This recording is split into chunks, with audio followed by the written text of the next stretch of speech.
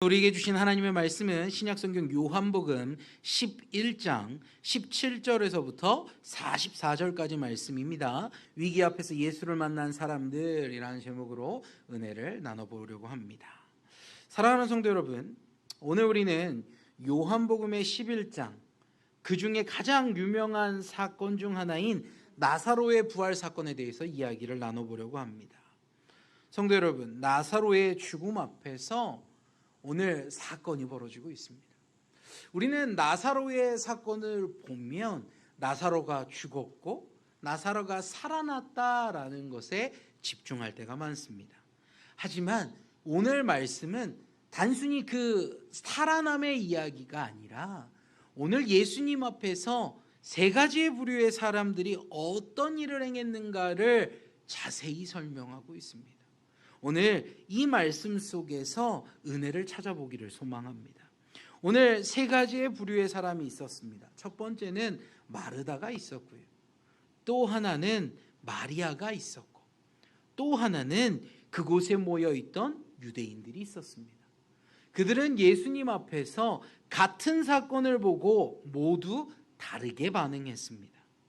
누군가는 믿음은 있었지만 흔들렸고, 누군가는 위로하는 척 하면서도 불신앙을 보이고 있고, 또 어떤 이는 눈물로 주님 앞에 자기의 마음을 쏟은 장면을 기록하고 있습니다.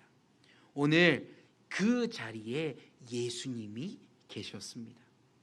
그 예수님은 그들에게 메시지를 전하셨고 오늘 저와 여러분에게도 동일하게 말씀하고 계십니다.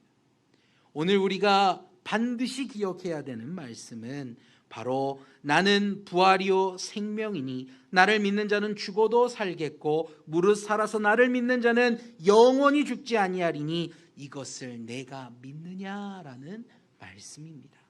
오늘 이 말씀을 붙드시고 오늘 말씀 안으로 걸어가시기를 주님의 이름으로 축복합니다. 오늘 말씀의 첫 번째는 바로 신앙인이지만 연약한 마르다에 대해서 이야기하고 있습니다. 성도 여러분, 마르다 하면 어떤 이미지를 갖고 계십니까? 마르다는 믿음이 있는 여인이었습니다. 예수님을 믿었고 예수님을 존경했습니다. 그가 예수님을 기다리고 있었음을 오늘 말씀은 말하고 있어요. 바로 마르다가 예수님 앞에 나아가서 했던 말 때문입니다. 뭐라고 이야기하냐면 주께서 여기 계셨더라면 내 오라버니가 죽지 아니하였겠나이다 라고 말하고 있습니다. 그의 이 말, 예수님에 대한 신뢰, 예수님에 대한 존경, 예수님에 대한 믿음이 함께 녹아져 있는 말입니다. 그런데 이 말 속엔 분명히 믿음이 있지만 이 말 속엔 한계가 존재한다는 거예요. 믿음이 있습니다. 하지만 그녀의 한계 또한 그 고백 속에 있다는 거죠. 신앙에는 세 가지의 형태가 있습니다. 첫 번째는 과거형의 신앙입니다. 그리고 또 하나는 현재형의 신앙이 있고 세 번째는 미래형의 신앙이 있습니다. 어렵지 않죠? 과거와 현재와 미래가 있습니다. 이 모든 것들이 신앙이란 이름으로 존재한다는 거죠. 마르다의 고백 속엔 두 가지의 신앙이 있었어요. 바로 과거형의 신앙입니다. 뭘까요? 주께서 계셨더라면 이라는 겁니다. 주님이 여기 계셨더라면 이 일이 일어나지 않았을 거야. 과거형의 신앙을 이야기하고 있어요. 그 시점에 주님이 계시지 않아서 그래 라고 말하는 거죠. 주님은 능력이 있으셔. 주님이 역사하시지만 그때 주님이 안 계셨기에 이런 일이 일어난 거야 라고 말합니다. 그리고 마르다는 미래형의 신앙을 갖고 있었어요. 무슨 신앙입니까? 마지막 날의 부활에는 다시 살아날 줄 아나이다 라고 말해요. 그녀는 마지막 날에 주님이 다시 오시는 그날에 우리가 부활할 것이다 라는 믿음을 갖고 있었다는 겁니다.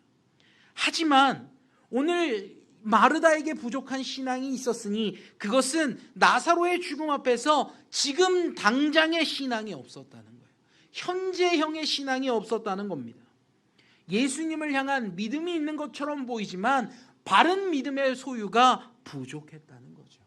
성도 여러분, 오늘 우리의 모습도 똑같지 않습니까? 예수님을 믿습니다. 우리의 과거에 하나님이 이렇게 역사하셨지, 하나님이 이렇게 베푸셨지, 하나님이 기름 부으셨지 하며 과거를 바라보며 하나님에 대한 믿음을 붙잡고 있습니다. 그리고 미래를 바라보며 하나님이 일하실 거야, 하나님이 기름 부으실 거야, 하나님이 복을 주실 거야 하며 믿음으로 선포합니다. 미래형의 신앙은 있어요. 그런데 지금 현재 당장의 신앙이 우리도 똑같이 흔들리고 있었다라는 거죠. 그때 내가 더 열심히 기도했더라면 내 인생이 달라졌을 건데, 과거형의 신앙이에요. 언젠가 하나님이 내 자녀를 쓰시겠지, 언젠가 내 가정을 하나님이 회복시키시겠지, 미래형의 신앙입니다. 과거에는 은혜를 말하고요, 미래에는 천국을 믿는 겁니다. 하지만 이 말에 부족한 건 뭐냐? 지금 이 순간 역사하시는 하나님이 없다는 겁니다. 지금 내 삶 속에 찾아오셔서 내 삶을 바꾸시는 그 하나님을 믿지 못하고 있다는 거예요. 히브리서 13장 8절은 이렇게 기록하는데요, 여러분 읽어볼까요? 시작.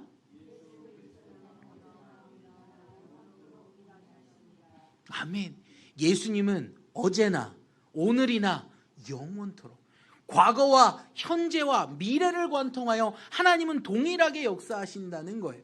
과거의 하나님을 신뢰하십니까? 미래의 하나님을 신뢰하십니까? 그렇다면 오늘 이 순간에 하나님을 바르게 신뢰하시기를 소망합니다. 고린도후서 6장 2절엔 이렇게 말합니다. 이르시되 내가 은혜를 베풀 때에 너에게 듣고 구원의 날에 너를 도왔다 하셨으니 보라 지금은 은혜 받을 만한 때요 보라 지금은 구원의 날이로다. 아멘. 지금 은혜 받아야 하고 지금 구원받아야 하는 겁니다. 하나님의 역사는, 하나님의 놀라우심은 바로 현재에 일어나고 있다는 겁니다. 성도 여러분, 신앙에는 세 가지의 모습 중 과거형의 신앙과 미래형의 신앙도 중요합니다. 하지만 더더욱 중요한 건 살아계신 그 하나님이 바로 지금 이 순간, 바로 지금 이 시간, 바로 여기에서 역사하고 계신다는 겁니다. 절망 속에 빠져 있을 때 하나님은 저와 여러분을 찾아옵니다. 그리고 그 순간에 하나님은 우리의 믿음을 보기를 원하고 계신다는 거예요. 과거에 어땠느니 미래에 어땠느니 하는 것이 아니라 지금 주님 앞에 내어드릴 만한 믿음이 우리 안에 있어야 한다는 겁니다. 그 믿음이 여러분 안에 있기를 소망합니다. 복음서에선 여러 번 예수님이 말씀하세요. 내 믿음이 너를 구원하였느니라. 내 믿음이 너를 구원하였느니라. 내 믿음이 너를 구원하였느니라. 사랑하는 성도 여러분, 오늘 그 구원을 경험하기를 소원합니다. 주님이 오늘 우리의 삶 가운데 찾아오실 때에, 내 인생의 위기 속에, 내 인생의 절망 속에 찾아오실 때에 주님 앞에 내 믿음을 내어놓고 주님이 허락하신 그 놀라운 능력을 경험하기를 소망합니다. 어느 산골에 작은 기차가 달려가기 시작합니다. 그런데 이 기차가 달리다가 다리를 바라보는데 다리가 끊어진 줄 알고 기관사가 기차를 멈춰 세우는 거예요. 그런데 다리는 아무런 이상이 없이 멀쩡했다라는 거죠. 근데 기차는 왜 섰습니까? 멀쩡한 다리가 있는데 왜 멈춰 섰어요? 기관사가 믿지 못했기 때문이에요. 결국 기차는 다시 출발해 안전하게 건너갑니다. 사랑하는 성도 여러분, 다리는 튼튼해요. 문제는 뭡니까? 우리의 믿음이라는 거예요. 우리가 바라보는 믿음이 연약하면 멈춰 서는 겁니다. 우리가 바라보고 있는 우리의 믿음이 연약하면 하나님의 하실 일을 기대하지 못하고 하나님의 베푸시는 기적을 바라보지 못하는 거예요.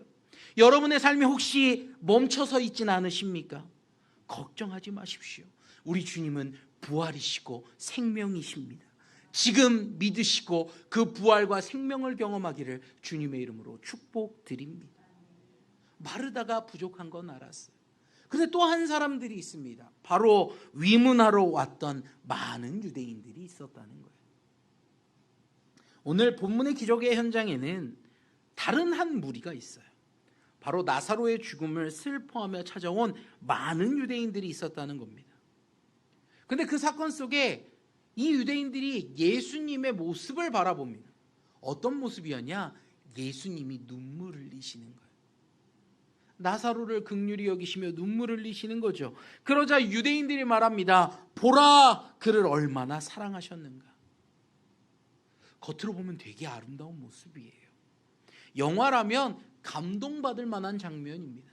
예수님의 눈물, 그리고 사람들이 인정하는 모습입니다. 그런데 이렇게 따뜻한 장면 속에 그들 중에 어떤 이가 이야기해요. 맹인의 눈을 뜨게 한 이 사람이 나사로는 죽지 않게 할 수 없었더냐라고 이야기를 합니다. 같은 자리에 있는데 어떤 이는 아름다운 말을 하고 어떤 이는 불신의 말, 부정의 말, 불평의 말을 한다라는 겁니다. 성도 여러분, 중요한 질문이 여기에 있어요. 우리는 어떤 말을 하고 있느냐는 겁니다. 하나님의 구원의 역사가, 하나님의 은혜의 역사가, 하나님의 그 따뜻한 사랑하심이 우리 안에 벌어지고 있을 때에 우리는 어떤 말을 하고 있느냐는 거예요. 누군가는 이렇게 말할 겁니다. 하나님이 은혜로우시다, 하나님이 위대하시다, 하나님이 우리와 함께 하신다. 소망의 말, 따뜻한 말, 긍정의 말을 할 겁니다. 하지만 어떤 이는 그 하나님의 놀라운 일을 보고서도 부정적인 이야기를 해요. 하나님이 우리에게 베푸신 일을 보면서도 감사와 감격보다는 에게 이것밖에 안 돼, 에게 이것밖에 안 돼, 이걸로 뭘 할 수 있겠어 하며 부정적인 이야기를 한다는 거예요. 잠언서 18장 21절에 이렇게 이야기하죠. 읽어볼까요? 시작.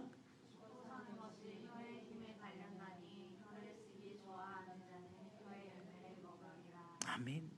부정적인 이야기를 한 사람, 하나님의 놀라운 일들을 보고 감사와 감격으로 영광 돌리는 게 아니라 부정적인 이야기를 한 사람은 그 혀의 열매를 먹게 된다고 이야기하는 거예요.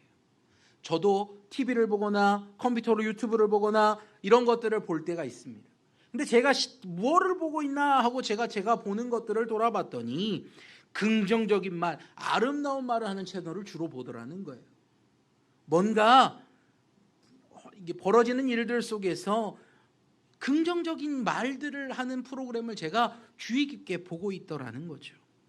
연예인들 중에서도 비록 작은 역할을 맡았지만 긍정적인 분위기, 그런 활동을 하는 분들을 제가 좋아한다라는 사실을 깨달았다는 거예요.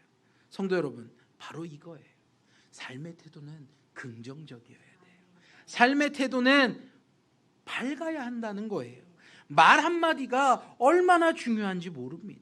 오늘 이 벌어지는 사건 속에 많은 이들이 위문하러 왔지만 어떤 이들은 예수님을 보며 긍정적인 이야기를 해요. 예수님이 정말 사랑이 많으시네, 예수님이 정말 그를 사랑하셨네, 예수님이 그를 아끼셨네 라는 긍정적인 이야기를 합니다. 그런데 어떤 이는 예수님의 부재를 탓하며 예수님을 끌어내리는 말을 한다는 거예요. 야, 예수님이 그렇게 기적을 베푸신다더니 그를 살리지 못하셨구만, 그렇게 말하고 있다는 거죠. 성도 여러분, 우리의 모습은 어떠합니까? 예배에 나오면서 하나님의 은혜를 사모한다라고 말하지만, 하나님 내 삶 가운데 하나님의 기적이 나타나기를 원한다고 말하지만 우리의 입술로 평소의 삶 속엔 부정적인 이야기를 하고 있지는 않습니까? 원망의 말을 하고 있지는 않습니까? 하나님의 베푸신 작은 일들을 바라보면서 이것밖에 안 된다고, 이걸로는 내 삶을 바꾸지 못한다고 하며 하나님을 원망하고 있지는 않냐는 거예요. 우리의 모습을 돌아보길 소망합니다. 어떤 아이가 무거운 짐을 들고 있었습니다. 그 모습을 본 사람들이 말합니다. 아이야, 힘내라, 울지 마라 하며 머리를 쓰다듬어 주는 겁니다. 그러나 여전히 그 짐은 무거웠습니다. 근데 그 모습을 보고 한 농부가 다가와 그의 짐을 들어줍니다. 그러자 이 아이는 비로소 울음을 멈추고 가볍게 걸을 수 있는 겁니다. 사람들의 말은 머리를 쓰다듬을 뿐이에요. 힘내라, 울지 마라. 여러분, 무거운데, 내가 무거운 걸 들고 있는데 그 말이 무슨 위로가 됩니까? 그 말이 어떻게 살아나게 하겠어요? 하지만 예수님은 다르다는 거예요. 힘내라, 힘들어하지 마라, 그게 아니라 그 짐을 들어주시고 걷게 하신다는 거죠. 마태복음 11장 28절엔 이렇게 이야기하죠. 수고하고 무거운 짐진다들아 다 내게로 오라, 내가 너희를 쉬게 하리라. 성도 여러분, 위기 앞에 사람들의 위로를 바라보지 않기를 말합니다. 그 소리는 잠깐 나를 따뜻하게는 할지언정 고통에서 벗어나게 하지 못하기 때문이에요. 아니, 위로 중에도 따뜻한 말이 있긴 하지만 때로는 내 영혼을 상하게 하는 부정적인 말도 있다는 겁니다. 욥기에 보면 욥이 사단의 시험으로 모든 것을 잃었죠. 재물, 자녀들, 심지어 자기 몸의 건강까지 잃고 맙니다. 그때 가장 큰 절망 속에 빠져 있을 때 가장 가까운 사람, 자기 옆에 있는 자기의 아내가 욥에게 이렇게 이야기를 해요. 욥기 2장 9절인데요. 이렇게 이야기하죠. 그의 아내가 그에게 이르되 당신이 그래도 자기의 온전함을 굳게 지키느냐 하나님을 욕하고 죽으라 라고 이야기합니다. 하나님을 욕하고 뭐 하라고요? 죽으라는 거예요. 한편으로는 이해가 갑니다. 아내의 마음이 이해가 가요. 얼마나 괴로우면, 얼마나 힘이 들면 이럴 수 있을까? 이해가 가요. 하지만 문제는 뭐냐면 욥의 아내만 힘든 게 아니라는 거예요. 지금 절망을 누가 같이 경험하고 있습니까? 욥도 경험하고 있어요. 서로 위로하고 서로 믿음을 세우고 서로 이겨내자 해야 될 순간에 말로 난도질하는 거예요. 마음을 찢어버리는 거죠. 성도 여러분, 사람의 말은 이와 같습니다. 긍정적인 말, 위로하고 새 힘을 살게 하고 새로운 날을 바라보게 하는 말도 있지만 사람의 말은요, 때로는 마음을 무너지게도 한다는 거예요. 하지만 위로하시는 분은 누굴까요? 우리 하나님이시라는 거예요.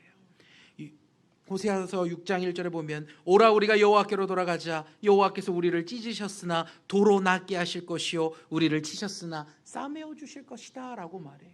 하나님이 싸매 주시는 거예요. 여러분 옆에 좋은 사람들이 있습니다. 하나님이 허락하신 좋은 동역자들도 있을 거예요. 하지만 그들이 여러분을 싸매지 못합니다. 하나님이 여러분을 싸매게 하시는 거예요. 하나님, 예수님 앞에 서 있던 사람들, 믿음이 있다고 말하지만 하나님의 뜻대로 산다고 말하는 유대인들이었지만 그들은 하나님의 일하심을 알지 못했고 그것들을 바라보지 못했고 그것들을 말하지 못했다는 겁니다. 성도 여러분, 오늘 우리가 바라봐야 할 것은 사람이 아니요 하나님이라는 사실을 기억하시기를 소망합니다. 마지막으로 세 번째, 오늘 예수님 앞에 서 있던 사람이 하나 있어요. 바로 마리아라는 겁니다. 마리아는 마음을 쏟았다는 거죠. 자, 마리아가 예수님을 만날 때 마르다와 똑같은 고백을 해요. 주께서 여기 계셨다면 이라는 말이에요. 과거의 신앙의 이야기죠. 하지만 그녀가 마르다와 다른 점이 하나 있었으니 바로 예수님의 발 앞에 엎드렸고 눈물로 고백합니다. 그러자 성경은 이렇게 기록하죠. 예수께서 눈물을 흘리시더라. 여러분, 마리아의 눈물은 예수님의 눈물을 움직였다는 거예요. 지난주에 우리는 주일 말씀 속에서 이 이야기를 이미 나누었어요. 하나님은 눈물을 외면하지 않으신다는 겁니다. 성경은 여러 곳에서 이렇게 이야기해요. 마태복음 5장 4절을 볼까요? 여러분 읽어봅시다. 시작. 아멘. 애통하는 자는 뭐가 있다? 복이 있다는 거예요. 눈물 흘리며 하나님 앞에 간구하면 그들이 위로를 얻을 것이다. 성경은 말합니다. 시편 126편 5절부터 6절은 이렇게 말해요. 눈물을 흘리며 씨를 뿌리는 자는 기쁨으로 거두리로다. 울며 씨를 뿌리러 나가는 자는 반드시 기쁨으로 그 곡식단을 가지고 돌아오리로다. 아멘. 성도 여러분, 주님 앞에 눈물 흘리기를 소망합니다. 눈물의 기도는 반드시 주님의 마음을 움직이기 때문이에요. 마리아의 눈물은 예수님을 감동시켰고 그의 눈물은 기쁨으로 변화됩니다. 눈물이 슬픔의 눈물이었지만 예수님의 놀라운 역사를 경험하고 기쁨의 눈물로 바뀌게 되는 거죠. 오늘 우리 앞에, 우리도 주님 앞에 눈물을 흘리고 있는지 돌아보기를 원합니다. 애통하며 주의 도우심을 간구하고 계십니까? 저는 우리 성도들이, 우리 교회가, 아니 한국교회가 하나님 앞에 애통하며 하나님의 도우심을 간구하기를 소망합니다. 이 문제는 비단 우리의 문제가 아니에요. 하나님의 축복으로 우리의 나라가 잘 살게 되었습니다. 성도들이 부유해졌고 교회들도 가난에서 벗어나 어느 정도 부유해졌습니다. 어떻게 그렇게 됐을까요? 어떻게 이런 모습이 있었을까요? 비록 저는 보지 못했지만 한국 교회들이 성장해 가는 과정을 보면 천막 교회도 있었다고 해요. 텐트를 치고 예배를 했다는 거죠. 그런데 하나님의 복의 복을 더하시면서 예배당이 세워지고 또 멋진 예배당들을 건축하는 역사가 한국 교회 가운데 나타났다는 겁니다. 근데 어떻게 이런 일이 있었냐는 거예요. 어떻게 이와 같은 기적이 일어날 수 있었냐는 거죠. 그건 다름이 아니라 많은 성도들이 하나님 앞에 눈물로 씨앗을 심었기 때문이라는 겁니다. 성도들이 삶을 간구합니다.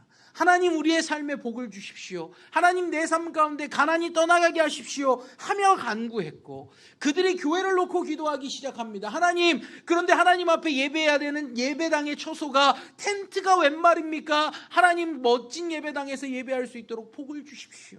성도들이 날마다 울기 시작합니다. 그리고 또 나라를 위해 울었던 거예요. 하나님, 우리나라가 이제 가난에서 벗어나 잘 살게 해 주십시오. 그들의 그 나라를 위한 그 눈물이 씨앗이 되어 하나님 앞에 올라갔고, 하나님은 그 씨앗을 받으시고 놀라운 열매로 우리들에게 더해 주셨다는 거예요. 그런데 열매를 거두기 시작하자 문제가 생기기 시작해요. 어떤 문제였냐? 바로 교회들마다 있었던 눈물의 단이 사라지기 시작했다는 겁니다. 날마다 교회에서 눈물을 흘리며 기도했던 성도들이 하나 둘씩 사라지기 시작했다는 거예요. 제가 부교역자 시절 여러 교회에서 새벽 기도를 인도했던 시간이 있습니다. 새벽 기도하면 교역자인 저도 참 힘이 든다라는 것을 고백합니다. 일어나는 것도 힘들지만 새벽 기도하고 나면 하루의 삶이 왜 그렇게 피곤한지 몰라요. 그래서 많은 교회들이 새벽 기도를 하지만 실제로 새벽 기도는 교회 성도들에 비해 빈자리가 참 많이 있다는 거예요. 그런데 그 새벽 기도의 시간에 그 제단을 지키는 분들이 있었어요. 바로 교회의 노 권사님들이었다는 거죠. 젊은이들은 조금 못 나오지만 노 권사님들은 비가 오던 눈이 오던 걸어서 제단에 나오셔서 성도들과 교회와 나라를 위해 기도하시고 돌아가셨던 모습을 제가 기억하고 있어요. 그런데 제가 듣기에 제가 지나왔던 그 교회들의 그 새벽 제단의 숫자가 점점 적어진다라는 소식이 들립니다. 왜 그럴까요? 그건 그 제단을 지키셨던 분들이 하나님의 부르심을 받고 주님 품으로 돌아가셨기 때문이라는 거죠. 젊은이들은 풍족하기에 기도를 잃어버렸습니다. 또 장년들은 기도해야 하지만 그 시간에 피로감에 그 기도해야 된다라는 생각을 내려놓고 참석하지 않아요. 또 우리 노권사님들, 장로님들은 이제 점점 주님 품으로 가시는 일이 시작되자 성도들의 가정과 교회와 나라를 위해 눈물로 씨앗을 심고 있었던 자들이 점점 줄어들기 시작했다는 겁니다. 성도 여러분, 눈물로 씨앗을 심는다는 것이 끊어진다는 것이 의미하는 건 무엇인 줄 아십니까? 잠깐은 우리가 버틸 수 있지만 우리의 곳간이 말라감을 뜻하는 겁니다. 성도 여러분, 우리 교회는 다시 눈물로 단을 세우기를 소망합니다. 우리 각 성도들의 가정을 위해 같이 기도해야 되는 거예요. 기도하러 와서 내 가정, 내 문제만 기도하고 가는 게 아니라 우리 성도들을 위해 중보하고 또 우리의 교회를 위해 눈물로 기도해야 하는 겁니다. 그리고 또 나라를 바라보며 나라의 위기를 바라보고 같이 기도해야 되는 거죠. 그때에 하나님의 역사가, 하나님의 위로가 우리의 가정과 교회와 그리고 나라 위에 가득해지는 것입니다. 성도 여러분, 주님은 눈물을 외면하지 않으십니다. 절망 속에서 여러분이 해야 될 일은 눈물로 씨앗을 심는 일임을 기억하기를 소망합니다. 말씀을 정리합니다. 오늘 본문에는 세 부류의 사람이 있었어요. 마르다, 신앙은 있었지만 연약한 믿음을 가지고 있었던 사람. 유대인들, 사람을 위로하긴 하지만 믿음 없는 말을 하던 사람들. 마리아, 마음을 쏟으며 주님 앞에 엎드렸던 사람. 그리고 그 가운데 예수님이 계셨습니다. 예수님은 그들을 바라보시며 이렇게 이야기하십니다. 요한복음 11장 25절부터 26절입니다. 우리 같이 읽어봅시다. 시작. 예수께서 이르시되 나는 부활이요 생명이니 나를 믿는 자는 죽어도 살겠고 무릇 살아서 나를 믿는 자는 영원히 죽지 아니하리니 이것을 내가 믿느냐. 아멘. 사랑하는 성도 여러분, 절망 앞에서, 위기 앞에서 예수님을 배울 때, 예수님을 만날 때 생명 되신 예수님을 바르게 믿기를 소망합니다. 믿음 있는 자에겐 참된 기적이 일어납니다. 부활과 생명 되신 예수님을 바른 믿음으로 바르게 붙잡는 성도들이 되시기를 소망합니다. 예수님은 이 모든 말씀을 하시고 이렇게 말합니다. 나사로야 나오라. 그러자 죽었던 자 나사로가 살아나와 걸어 나왔습니다. 성도 여러분, 사계절 속에 겨울이 오면 겨울의 나무들을 보면 죽은 것 같이 보일 때가 있어요. 모든 잎이 떨어지고 죽은 것 같이 보입니다. 하지만 그 나무는 봄이 오면 새롭게 싹이 돋고 다시 살아납니다. 이 말이 뭡니까? 그 나무는 겨울에 죽은 것이 아니라 살아날 준비를 하고 있다는 거예요. 여러분의 삶이 절망 속에 있습니까? 여러분의 삶이 위기 속에 있습니까? 모든 것이 끝난 것 같아도 예수님의 말 한마디면 다시 살아나게 되는 거예요. 로마서 6장 4절에 그러므로 우리가 그의 죽으심과 합하여 세례를 받음으로 그와 함께 장사되었나니 이는 아버지의 영광으로 말미암아 그리스도를 죽은 자 가운데서 살리심과 같이 우리로 또한 새 생명 가운데 행하게 하려 함이라. 아멘. 사랑하는 성도 여러분, 주님이 오늘 저와 여러분에게 말하고 계십니다. 죽은 믿음에서 나오라. 주님이 또 이렇게 이야기합니다. 죽은 행실에서 나오라. 주님이 마지막으로 말씀하십니다. 새 생명 가운데 살아나라. 아멘. 오늘 이 세 가지를 기억하며 믿음의 걸음으로 세상을 향해 발걸음을 옮기시는 저와 여러분들이 되었으면 좋겠습니다. 과거와 현재와 미래의 신앙이 여러분에게 있기를 주님의 이름으로 축복드립니다. 같이 기도하겠습니다.